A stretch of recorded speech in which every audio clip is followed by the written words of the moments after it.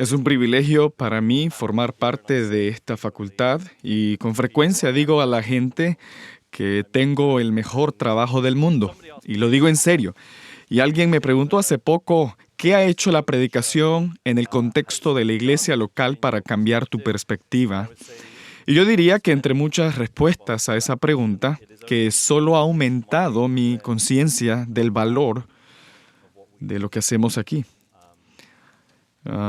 Los hombres que van a estar manejando la palabra de Dios semanalmente con todas las otras demandas del ministerio necesitan un buen entrenamiento y es simplemente una bendición estar en el púlpito un domingo predicando al pueblo de Dios y luego entrenando hombres para el ministerio en el aula. Es una bendición estar en The Master's Seminary mientras pensamos en lo que estamos haciendo y por qué lo estamos haciendo y lo que el Señor puede hacer a través de nosotros.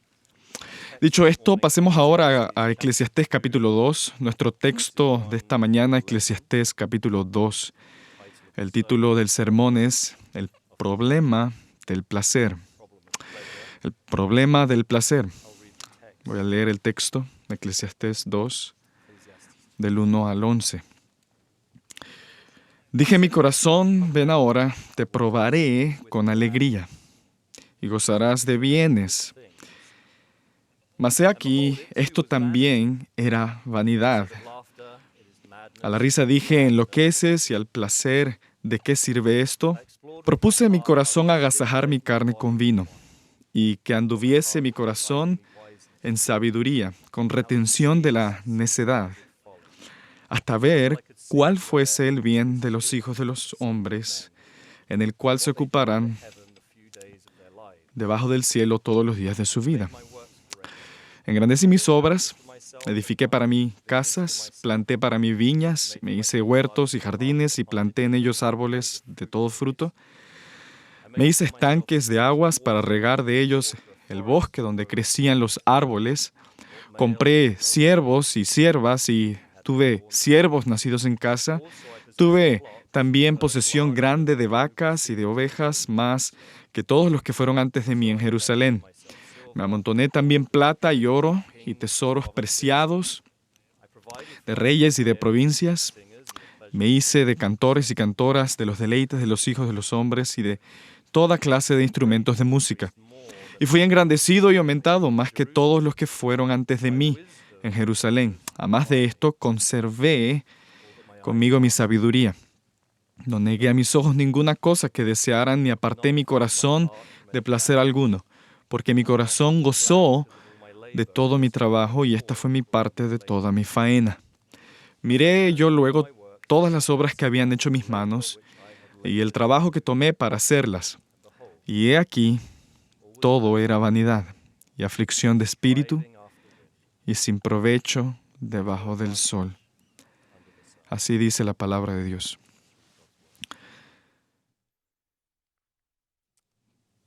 Blaise Pascal escribió: todos los hombres buscan la felicidad. No hay excepción. Cualesquiera que sean los diferentes medios que empleen, todos tienden a este fin. Locke dijo de forma similar: lo establezco por un motivo cierto, todo ser inteligente busca realmente la felicidad, que consiste en el disfrute del placer sin ninguna mezcla considerable de malestar. Korolenko dijo: el hombre ha nacido para la felicidad, como un pájaro está hecho para volar. La Declaración de Independencia dice que es un derecho inalienable buscar la felicidad. Más aún, que es evidente por sí mismo. Así que no tengo que esforzarme demasiado esta mañana para convencerte de que deseas ser feliz. O incluso de que es bueno perseguir el placer. No es intrínsecamente malo perseguir la felicidad, pero en el momento en que reconocemos el deseo universal de ser felices, nos encontramos con el problema del placer. Y dicho de forma muy sencilla, el problema del placer es que parece que no podemos alcanzarlo. Lo perseguimos y se nos escapa. Quizá lo agarramos momentáneamente y luego se evapora, como perseguir burbujas en un día de verano. Tal vez agarrar una burbuja y en el instante en que lo hacemos, lo vemos desaparecer ante nuestros ojos. Y si somos realmente honestos, no se trata simplemente de que el placer se nos escapa y nos eluda momentáneamente, sino que a menudo en esta vida somos de hecho miserables. Salomón simpatizaría con nosotros, el hombre más sabio que jamás haya existido. Dios le concedió tanta sabiduría en Primero de Reyes mientras oraba por un corazón atento.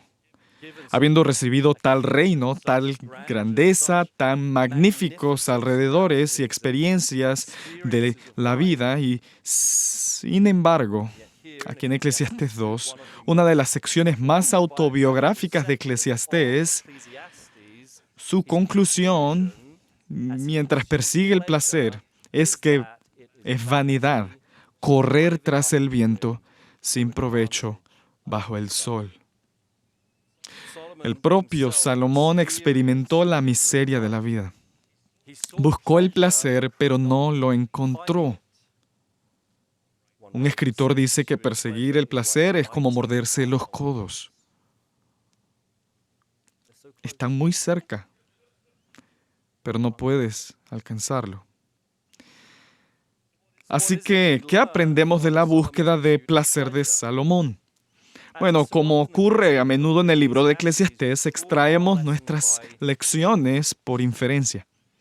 Salomón nos relata su búsqueda de la felicidad, nos muestra cómo terminó en vanidad y frustración, y por inferencia aprendemos que, aunque buscar el placer es bueno, correcto y honorable, el fin no puede justificar los medios.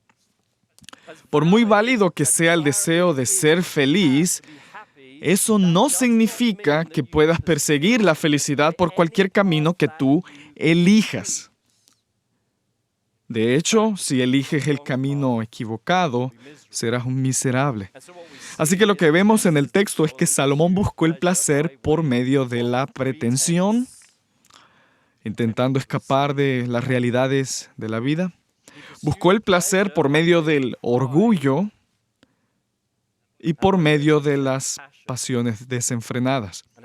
Al ver que su búsqueda terminó en miseria, comprendemos que para ser personas que encuentran felicidad duradera y significativa en esta vida, tenemos que ser personas íntegras, personas de humildad y personas de autocontrol. Integridad, humildad y autocontrol que solo el Evangelio puede dar.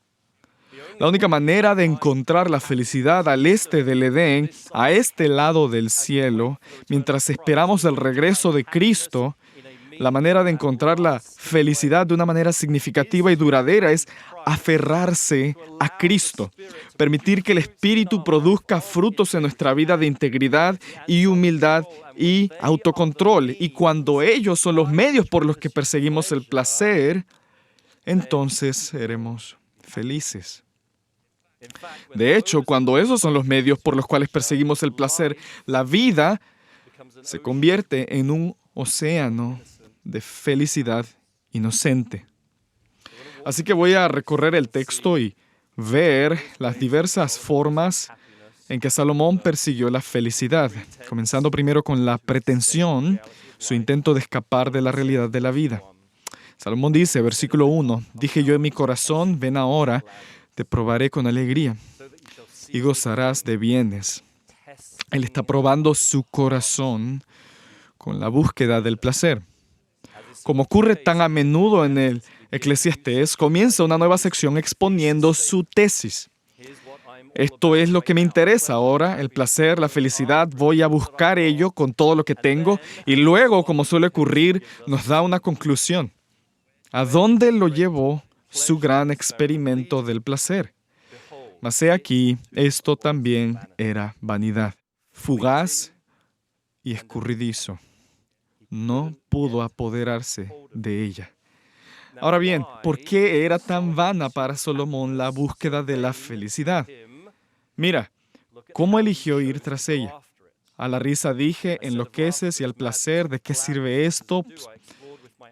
Propuse mi corazón agasajar mi carne con vino y que anduviese mi corazón en sabiduría, con retención de la necedad, hasta ver cuál fuese el bien de los hijos de los hombres, en el cual se ocuparan debajo del cielo todos los días de su vida. ¿Qué está Salomón haciendo aquí? Está persiguiendo el placer, la felicidad, aparentemente eligiendo ser ignorante. Y aquí está el por qué digo eso. Él elige el vino. Es importante, no un borracho. Esa frase calificativa muestra que no había perdido el control, que anduviese mi corazón en sabiduría y sin embargo, de alguna manera pensó que el vino facilitaría su felicidad. Y la segunda mitad de ese verso es tan importante. Dice, ¿cómo ver la necedad ingenua? Persiguiendo el placer a través de la necedad ingenua. Solo unos versículos antes, en el capítulo 1, Salomón dice que el aumento del saber trae tristeza y vejación. Cuanto más sabes, más infeliz eres. Así que parece que en respuesta a esos pocos versos, al final del capítulo 1, ahora está eligiendo deliberadamente ser ingenuo, eligiendo deliberadamente no saber. O, para decirlo de esta manera, con el vino y la búsqueda de la necedad ingenua, Salomón piensa que puede obtener placer al apagar las cosas. Él está empujando el ser consciente de este mundo maldito por el pecado fuera de su ámbito inmediato. Eligió no ver la realidad de la vida como si de alguna manera, siendo un tonto o ingenuo, pudiera ser feliz. Eclesiastés es una prueba de realidad. A lo largo de todo el libro nos despierta para que nos demos cuenta de cómo es la vida en realidad. Nos recuerda continuamente sobre la naturaleza quebrada de la vida. Vemos en la descripción de Salomón cuán insensata era esta idea cuando dice, hasta ver cuál fuese el bien de los hijos de los hombres. Eso es un recordatorio de dónde estamos. Los hijos de los hombres, terminología cargada que se remonta hasta Génesis. Y de hecho, al leer Eclesiastés, vemos una y otra vez que está lleno de alusiones y ecos de ese primer libro. Tanto así que un erudito sugiere que es muy probable que Salomón tuviera ante sí el rollo de Génesis abierto mientras escribía Eclesiastés. Al emplear el lenguaje de los hijos de los hombres, nos está recordando que somos descendientes de Adán. Somos la descendencia del primer hombre que hizo que todo el cosmos se derrumbara por causa de su transgresión. Eso es lo que somos y ahí es donde estamos. Estamos al oriente de Edén y esa es una realidad fija para nosotros. No estamos de vuelta en Edén, todavía no estamos en la gloria. Aquí estamos como hijos de hombres. Y la insensatez por parte de Salomón es simplemente pensar que podría obtener el placer al escapar de las duras realidades de la vida. Si ves, al leer Eclesiastés y aborda tantos problemas distintos de la vida, una de las lecciones que nos enseña sobre la naturaleza de la sabiduría es que debemos asignar a cada cosa en la vida el valor que Dios le ha dado. Así que nunca apoya una teología del todo o nada. Eclesiastés me enseña a valorar mi matrimonio. No quiero desvalorizarlo, porque eso no honra a Dios ni al regalo. Pero no quiero valorarlo demasiado. No quiero darle un valor que Dios mismo no le ha dado. Eso es idolatría. E irónicamente, al valorar demasiado mi matrimonio, se convierte para mí en miseria. A lo largo de todo el libro, Eclesiastés nos exhorta a atribuir a cada cosa de la vida el valor que Dios le ha dado. Permite que estas cosas buenas existan en tu vida como cosas buenas. El problema aquí no es que valoremos demasiado la felicidad dentro de la economía de Dios, sino que elijamos intentar cambiar la economía. Elegimos intentar cambiar el marco en el que buscamos la felicidad. Intentamos escapar de las duras realidades de la vida. Eclesiastés nos exhorta a vivir como hijos de los hombres al oriente de Edén. Con razón se ha dicho de la literatura sapiencial, Job nos enseña a sufrir, los salmos nos enseñan a adorar, los proverbios nos enseñan a comportarnos, el cantar de los cantares nos enseña a amar, Eclesiastés nos enseña a vivir como hijos de los hombres al oriente de Edén. Así que si intentas alterar el marco que nos confina, que nos restringe, solo acabará en miseria. Salomón intenta escapar siendo un necio ingenuo. Puedes buscar en internet escapismo. Aparece como una cosmovisión. El escapismo es la tendencia a buscar distracción y alivio de realidades desagradables, especialmente mediante la búsqueda de entretenimiento o la participación de fantasías. ¿Cómo podríamos intentar escapar de las realidades de la vida en nuestra búsqueda del placer? Seguramente alcohol. Una copa tras otra, pensando que eso nos puede dar la felicidad, porque podemos adormecer nuestros sentidos ante lo que nos rodea. O tal vez, más probablemente, a través de las diversas y numerosas pantallas y portales hacia otra dimensión de las que disponemos hoy en día. Ninguno de ellos presenta realmente la realidad. Ninguno de ellas presenta la realidad con exactitud. Hay algo que nos gusta de perdernos en una película, perdernos en las redes sociales, perdernos en el internet porque no es real. La gente está a distancia, se presentan de una manera que no es exacta, nos presentamos de una manera que no es exacta y ahí no sentimos el dolor de la vida. La vida se hace dura cuando se vive de cerca unos con otros. Así que elegimos escapar huyendo de las duras realidades de la vida, pensando como tontos que eso nos traerá placer. O tal vez simplemente a través de la forma en que pensamos sobre el mundo. En los años 80, Neil Postman escribió Amusing Ourselves to Death, divirtiéndonos hasta la muerte, y en él decía que dos de las palabras más preocupantes que se utilizan hoy en día en el discurso público es simplemente ahora esto. Una frase que observo se utiliza comúnmente en la radio, utilizada por los reporteros de noticias de televisión. Ahora esto. Una muy pequeña señal sutil de que podemos seguir adelante en nuestros pensamientos.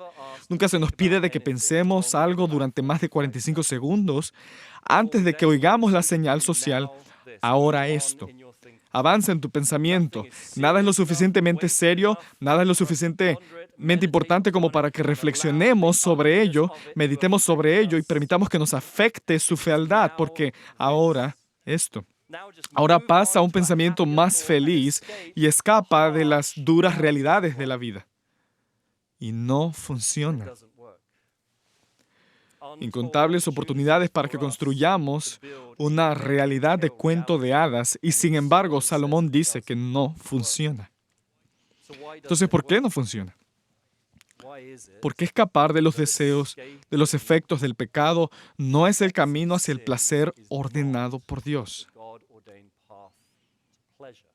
Dostoyevsky dijo que el dolor es el asiento de toda conciencia. El dolor es el asiento de toda conciencia. El dolor me recuerda que estoy vivo. Y hay un sentido en el que primero tengo que aprender a llorar antes de saber cómo reír. Porque como criatura caída al oriente de Edén, de alguna manera, mi felicidad está informada por mi conciencia del sufrimiento. Y de alguna manera que no sé si podamos precisar, mi felicidad está informada por mi conciencia del sufrimiento. Así que siento placer al tomar la mano de mi esposa. En parte, ese placer proviene de la conciencia de que puede llegar un día en que no pueda hacerlo. Encuentro placer haciéndome el tonto con mis hijos. En parte, ese placer deriva de la conciencia de lo fugaces que son estos días. A medida que comprendemos la realidad quebrada de la vida y la naturaleza fugaz de la vida, ello informa nuestra búsqueda del placer. Aldous Huxley lo entendió así. En su novela distópica, Un nuevo mundo valiente, a través del personaje Mustafa, dijo: no quiero comodidad, quiero a Dios, quiero la poesía, quiero el peligro real, quiero la libertad, quiero la bondad, quiero el pecado, reclamo el derecho a ser infeliz, el derecho a envejecer y ser feo, el derecho a tener cáncer, el derecho a comer muy poco, el derecho a ser perezoso y pésimo y a vivir constantemente en aprensión de lo que pueda ocurrir mañana. Lo reclamo todo. Si buscamos el placer de formas significativas y lo queremos hacer así, tenemos que ser personas de integridad. Tenemos que ser aquellos que no están constantemente buscando huir de las realidades devastadas de la vida. Como pastores en la iglesia tienen que aceptar el hecho de que la vida no es como se suponía que tenía que ser. Siéntanse cómodos con el hecho de que estamos al oriente de Edén. Y en esa realidad, no en una realidad falsa que construyeron para ustedes mismos, en esa realidad buscas el placer y Dios te lo concede. Y ese tipo de integridad que no huye del sufrimiento de la vida es fruto solo del Evangelio. Vivir una vida de integridad sostenida requiere que te aferres a Cristo y permitas que aquel que no retrocedió ante la cruz produzca en ti una integridad que reconozca la forma en que la vida es y tenga la habilidad de encontrar placer en ella. Salomón no ha terminado, continúa en su experimento de placer, mostrándonos ahora cómo persiguió el placer a través de mucho orgullo. Dice en el versículo 4, engrandecí mis obras, edifiqué para mí casas, planté para mí viñas, me hice huertos y jardines y planté en ellos árboles de todo fruto. Me hice estanques de aguas para regar de ellos el bosque donde crecían los árboles. Compré siervos y siervas y tuve siervos nacidos en casa.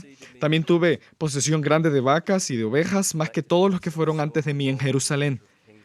Me amontoné también plata y oro y tesoros preciados de reyes y de provincias.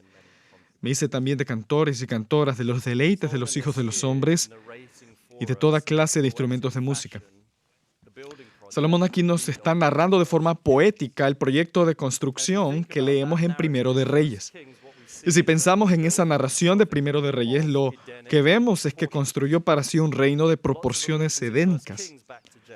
Hay muchas alusiones en Primero de Reyes que se le montan a Génesis. Fue capaz de ejecutar ese proyecto de construcción por medio de la sabiduría que tenía y empieza a hacer de ello la pieza central de todo lo que es. Como vemos aquí en Eclesiastés, su comentario poético sobre la narración que encontramos en Primero de Reyes, empezamos a entender las cuestiones que estaban debajo de la superficie. Ahora, hay un indicio, una pista de ello en Primero de Reyes mismo. Lo que se ve a través de la división de capítulos es que Salomón pasó muchos años construyendo el templo, pero muchos más años construyendo su propia casa. Y nos perdemos eso porque nuestra Biblia en inglés separa el texto con la división de capítulos, pero eso es un flujo continuo. Pasó muchos años construyendo el templo, pero muchos más años construyendo su casa. ¿Cuáles eran sus prioridades? Y aquí esa sutil nota de Primero de Reyes se pone en alta definición cuando vemos a Salomón construyendo para sí mismo este enorme reino y vemos de nuevo múltiples alusiones de vuelta a la narración de la creación. Así que no es casualidad que leamos hice como Dios hizo o planté como Dios plantó en Génesis 2. ¿Qué plantó? Un huerto. Así que Salomón plantó un huerto. En el huerto, como en el relato de la creación, árboles de todo fruto. ¿Y qué hizo? Los regó como Dios los regó. Y brotaron igual que al principio de nuestras Biblias. Y los comentaristas conocen esta gran densidad del lenguaje de Génesis en el texto, lo que sugiere que Salomón no solo estaba construyendo para sí mismo su propia versión del Edén. Eso está claro y vemos de nuevo esa tendencia escapista. Pero muy sutilmente en esta versión de Edén, Salomón se sienta en el centro. En esta versión del Edén, Salomón se posiciona como Dios. Todo es para Él. Todo se centra en Él. Él es la pieza central. En la narración de Primero de Reyes, léala de nuevo, conduciendo a su pecado en el capítulo 11, hay esta ausencia, esta extraña ausencia de Salomón reconociendo y honrando a Dios en todo lo que está haciendo. Y aquí en Eclesiastés vemos su orgullo en plena exhibición. Así que ahora Salomón persigue el orgullo como el medio para encontrar placer duradero. ¿Y cómo le funcionó eso? Bueno, juzguen ustedes. La creación necesita ser poblada. Así que Salomón se compra esclavos. La muerte es ahora una cosa porque estamos al oriente de Edén, por lo que necesita reemplazar a los esclavos a medida que mueren en su casa. Por supuesto, los esclavos tienen hijos generación tras generación en su casa de esclavos. Ahora está acumulando para sí mismo mucha plata y oro, por lo que ahora se está acercando peligrosamente a violar la ley de Deuteronomio 17. Ni plata ni oro amontonará para sí en abundancia. Lejos ha quedado el estándar también edénico de un hombre y una mujer, ya que tiene para sí 700 esposas y 300 concubinas. En resumen, su intento de recrear el Edén y ponerse a sí mismo en el centro es una pesadilla viviente. Es un desastre, porque su orgullo impulsa su búsqueda del placer. Así que seguramente nosotros no podríamos ser tan arrogantes en nuestro deseo por la felicidad. No olvidemos que en 1931, James Adams escribió la epopeya americana en la que acuñó la frase "el sueño americano". El sueño de una tierra en la que la vida debería ser mejor, más rica, más plena para todos. No se trata de un sueño de automóviles y salarios elevados, sino de un sueño de orden social, en el que cada hombre y cada mujer puedan alcanzar la plenitud de la que son capaces de manera innata. Ahora bien, para ser claros, hay algunos principios encomiables en esa visión, y no menos importante, la exhortación a una buena ética del trabajo. Pero a lo largo de muchas generaciones, el Occidente ha distorsionado tanto esa visión que ahora es solo un medio para justificar nuestra búsqueda del placer egocéntrico. Encontramos formas de justificar nuestra búsqueda de un placer impulsado por el orgullo. De manera que cuando experimentamos cosas en la vida que no son cómodas para nosotros, que no nos gustan, manipulamos un medio para expulsarlas de nuestro Edén. ¿Y cómo luce eso? En la iglesia creo que se parece a la gente que cambia de iglesia con frecuencia porque aparecen cosas que no son fáciles. Y si no es fácil, me cambiaré para mantener el status quo, para mantener mi Edén en su lugar conmigo en el centro del mismo. A nivel social, muchas manifestaciones del placer impulsado por el orgullo. No hace mucho tiempo que el divorcio era impensable. El divorcio solía considerarse la muerte de una pequeña civilización. Ahora, al perseguir el placer basado en nuestro orgullo, nos encontramos en una situación en la que adquirir un divorcio sin culpa es tan fácil como deslizar a la derecha en una compra de Amazon. Se parece a poner fin a la vida en el útero. No hace mucho tiempo, cuando hubiera sido aborrecible sugerir que podríamos encargarnos de acabar con la vida en el vientre materno porque nos haría la vida incómoda. Y hoy aquí estamos con casi 60 millones de niños no nacidos, abortados solo en este país, casi la población de Francia, todo en el altar de la conveniencia sexual. Y si estamos dispuestos a alterar la santidad de la vida en un extremo del espectro, ¿por qué no en el otro? En 1997 se aprobó la ley de suicidio asistido de Oregon, por lo que significa que la eutanasia ya es posible. Así que cuando esos viejos arrugados empiezan a hacer una carga para ti, los sacas del huerto. Porque es cómodo. Porque mi orgullo me pone en el centro de todo. Y no funcionará. No funciona. Porque es que el placer, impulsado por el orgullo, acaba en miseria. La respuesta viene de comprender que todo placer es un subproducto. Toda felicidad es un subproducto. Así que no persigues la felicidad per se, persigues una cosa y eso te da el subproducto felicidad. Esta es la razón por la que si explico por qué un chiste es gracioso, inmediatamente deja de ser chistoso. Porque fue el chiste el que te hizo reír y yo te quito los ojos del chiste para mirar a la risa, entonces se evapora. Así que el placer siempre es un derivado de algo. La pregunta es, ¿qué vas a elegir para que sea ese algo? Tú eres intrínsecamente defectuoso y tu vida es efímera. Eclesiastés nos dice que la vida es un vapor. Se acabará antes de que te des cuenta. Eres fugaz y tienes defectos.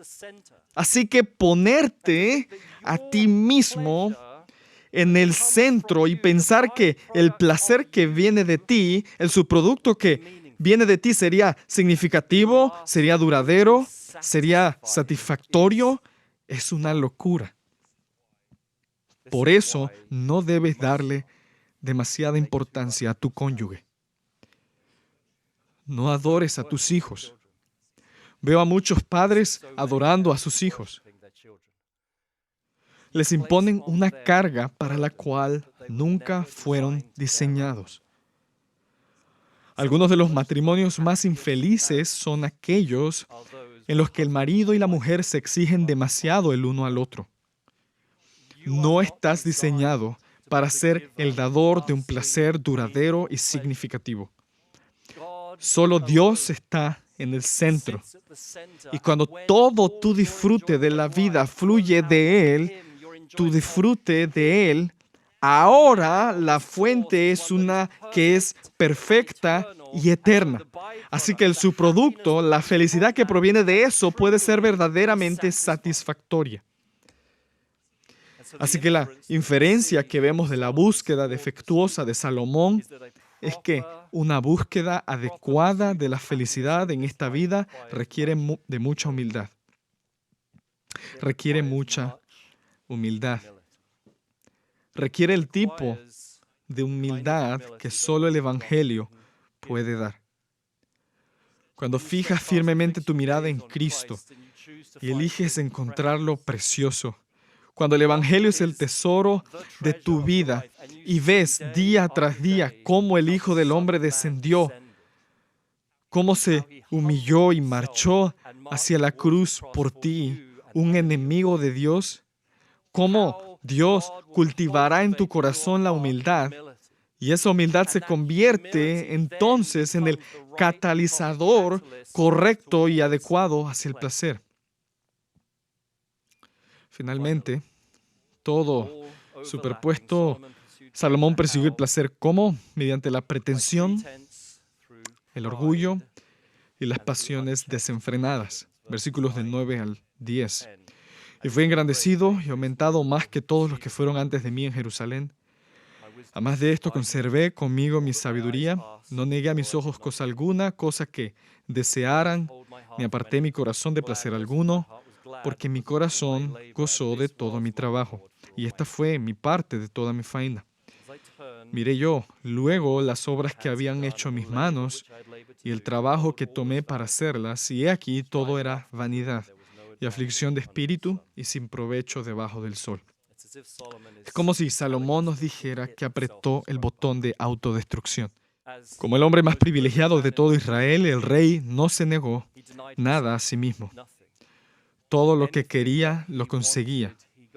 Y eso se ve en el proyecto de construcción. Me pregunto si te das cuenta, mientras lo leo, de cómo todo estaba orientado hacia él, construía para sí mismo, construía para sí mismo, todo giraba en torno a lo que él deseaba. Y por eso se dejó dominar de los deseos de los ojos y de los deseos de la carne y la vanagloria de la vida. Dejó que reinaran sobre él, de tal manera que se dejó llevar por pasiones desenfrenadas como el medio por el cual adquiriría una felicidad duradera. ¿Y cuál es su conclusión? Fíjate en el versículo 11, él amontona los términos, y he aquí, todo era vanidad y aflicción de espíritu y sin provecho debajo del sol. Y si lees Eclesiastés, estos términos te serán familiares. Salomón los utiliza en todo el libro, y aquí los apila. Es la afirmación más pesimista de este libro hasta el momento, ya que dice, en términos inequívocos, que la forma en que buscaba la felicidad era inútil. Entonces, ¿por qué las pasiones desenfrenadas serían una forma inútil de buscar la felicidad? Porque Dios nunca nos creó para ser plenamente autónomos. Considera el hecho de que incluso dentro de la bondad del Edén había una prohibición. Incluso dentro de la bondad del huerto, antes de que existiera el pecado, había una prohibición. Eso debería decirnos algo. A saber que el autocontrol es una bendición ordenada por Dios. Y que nuestra búsqueda del placer a través de pasiones descontroladas solo siempre será desastrosa. Y lo curioso es que conocemos este principio intuitivamente cuando se trata de la crianza de los hijos. Hay pocas cosas más crueles para tus hijos que darles todo lo que quieren. Qué cruel es dar a tu hijo todo lo que pide. Eso ya lo sabemos. Y sin embargo, cuando se trata de moderación, de autocontrol, de negarnos a nosotros mismos en esta vida, perdemos de vista este principio. Pensamos, si tan solo pudiera quitar todos estos estorbos, si tan solo pudiera deshacerme de lo que Dios ha ordenado para mí, y beber más y más y más de la fuente de mis lujurias, entonces seré feliz. Salomón dice, era vanidad. Y resultó que todo era vanidad y correr tras el viento y sin provecho bajo el sol. Así que de nuevo, por inferencia, entendemos que la búsqueda apropiada del placer, según lo ordenado por Dios, es uno que requiere de mucho autocontrol, integridad, humildad, autocontrol, un autocontrol que solo el Evangelio puede dar. Puedes intentarlo. Puedes intentar, aparte de un disfrute firme de la gracia de Dios en tu vida, puedes intentar ejercer el autocontrol y no funcionará. No por una temporada duradera. No de una manera genuina. La manera en que nos convertimos en personas con verdadero dominio propio, que pueden negarse a sí mismas y al hacerlo, encontrar el camino del placer, es a través de aferrarnos a Cristo. Y cuando el Evangelio es tu porción, día tras día disfrutas de Cristo, observa cómo el Espíritu da fruto en tu vida, sobre todo dándote medida tras medida de dominio propio. ¿Por qué? Porque estás contento en Él. Y cuando tienes dominio propio maravillosamente, según la sabiduría de Dios, ahora encuentras felicidad. Hace poco leí el relato de un cristiano que hablaba de estos mismos principios. Escribió extensamente, con mucha teología de tipo Eclesiastés, lo que significa encontrar la felicidad, narra el día más feliz de su vida. Un hombre cristiano dice, el día más feliz de mi propia vida ocurrió hace apenas 2 años. Una noche que llevé a mi familia a cenar. Teníamos planeado comer y luego asistir a una actuación coral de los alumnos del colegio donde enseño. El restaurante no era nada especialmente lujoso, solo un menú americano sencillo. Aunque mi hija de 7 años, Camila, estaba inusualmente agradecida de salir a cenar. Vio root beer en el menú.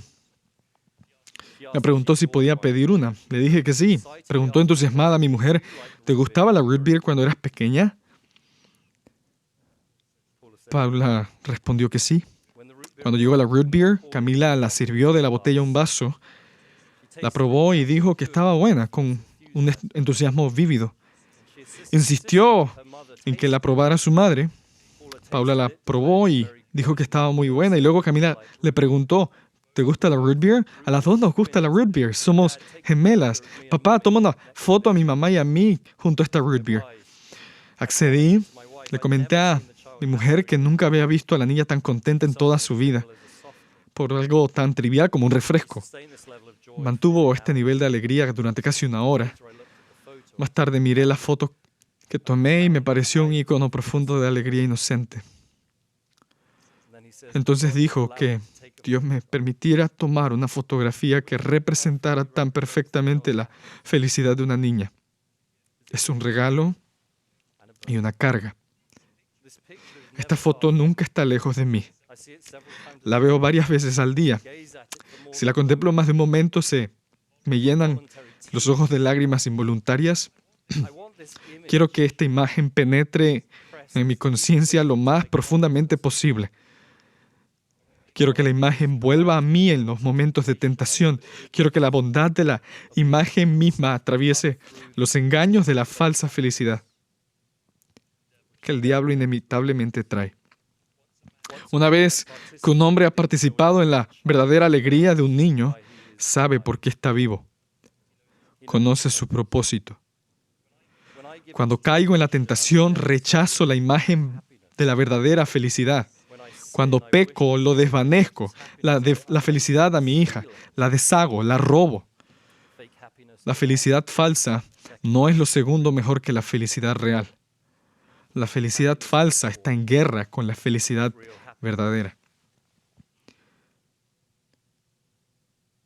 Si no te aferras a Cristo significativamente, de tal manera que tu vida abunde con el fruto del Espíritu, de tal manera que no seas alguien que emane autocontrol y humildad e integridad, tu vida estará llena de falsas felicidades.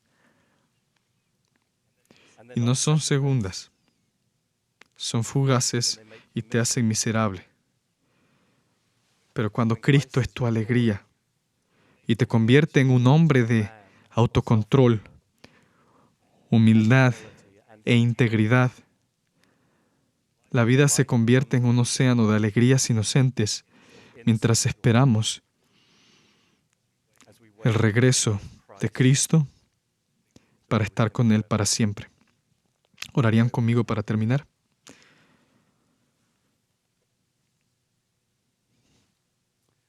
Padre, te damos gracias por tu palabra y por lo que nos enseña, sobre todo acerca del placer y la felicidad. Padre, te damos gracias esta mañana porque deseas que seamos felices. Has ordenado alegría para nosotros al oriente de Edén, mientras esperamos el regreso de Cristo. Nos darías sabiduría para saber buscar adecuadamente el placer. Padre, ¿nos alejarías de los errores del rey Salomón? Que seamos aquellos que viven con integridad y humildad y autocontrol, que solo el Evangelio puede realmente producir en nuestras vidas, aferrándonos a Cristo, conociendo gozo incalculable en esta vida mientras esperamos su aparición. Oramos estas cosas en el nombre de Jesús. Amén.